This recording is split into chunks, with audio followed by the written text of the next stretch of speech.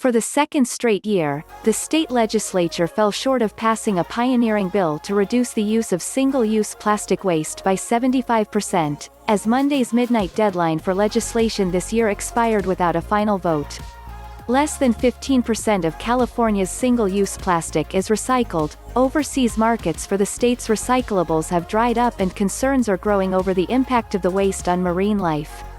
That's led environmentalists and numerous lawmakers to push for the landmark bill, which was designed to make the dramatic cuts in plastic waste by 2032 through a combination of less plastic use, more recycling and more compostables. Activists again lamented failure of the measure, which would have addressed both plastic packaging and single-use products like utensils and cups.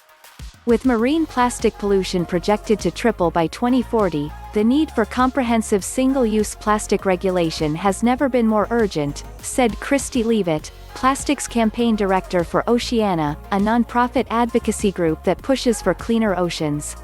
California lawmakers delivered disappointment instead of plastics reform, but this missed opportunity won't dampen the movement. Like last year, identical bills were presented by both the Assembly and the Senate, with both being easily approved by their respective chambers. The Assembly version, AB 1080, even received approval Sunday by the Senate, but needed and failed to get a subsequent final concurrence vote in the Assembly on Monday.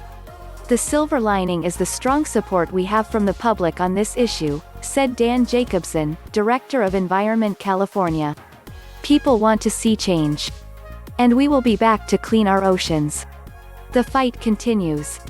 Opponents included the California Chamber of Commerce, which said in an opposition statement posted online August 26 that the bills failed to adequately address the need for a radical increase in recycling infrastructure, that funding for the program was inadequately detailed, that the state's recycling agency was given too much authority, and that the maximum fine of $50,000 per day was excessive.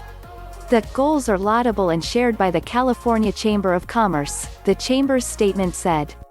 Unfortunately, the bills are not implementable and will result in substantial negative repercussions for California businesses and the millions of Californians who will see higher prices or even some products disappearing entirely.